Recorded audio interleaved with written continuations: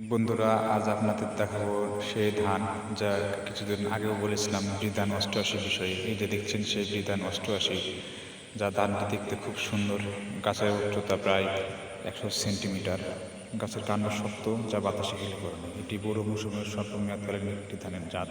এই ধানটির গড় জীবনকাল 140 থেকে 42 দিন, যা 28-এর সাথে ধানটি হারভেস্ট করা যায় এবং 28-এর পরিপূরক হিসেবে সেটি ব্যবহৃত হয় এবং ভাত খেতে অনেক সুস্বাদু, ভাত ঝরঝরে। এই যে দেখছেন সেই ধানটি, এখানে আমাদের গবেষণাগারে উৎপাদিত হচ্ছে একটি ধান অষ্টআশি, এবং এই অষ্টআশির বীজ সকল কৃষকেরই অনেক পছন্দ এবং তারা এই বীজ নিতে অনেক আগ্রহী। এর জন্য যে সকল কৃষক ভাইরা আছেন তারা আমাদের সাথে যোগাযোগ করতে পারেন।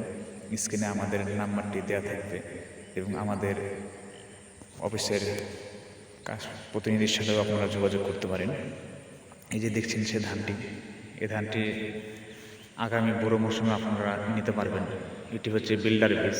এই বিল্ডার বীজ থেকে আপনার পরবর্তীতে বাসাতে বীজ রেখে আগামী মৌসুমেও আপনারা করতে পারেন। ধানটি দেখেন কি সুন্দর।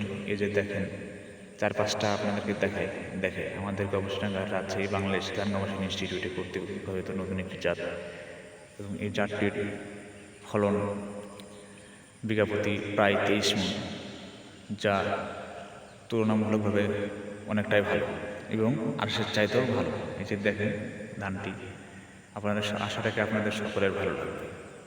এই সকল ধানের বীজ আমরা খুব যত্ন সহকারে উৎপাদিত করি। যে দেখেন ধানের ছোড়াটি, ধানটি কি সুন্দর সোনালি কালার রং ধারণ করেছে।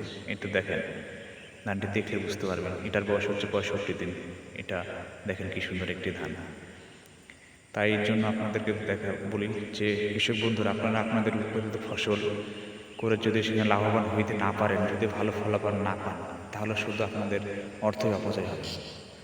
তো দেখতেই পাচ্ছেন এই ধানটা আপনারা আগামী বড় মৌসুমেও চাষাবাদের জন্য উপযোগী, এবং এটি আউশ মৌসুমেও চাষাবাদ করতে পারেন। এই যে দেখেন ধানটি আপনাদের সামনে দেখতে পাচ্ছেন। আসসালামু আলাইকুম।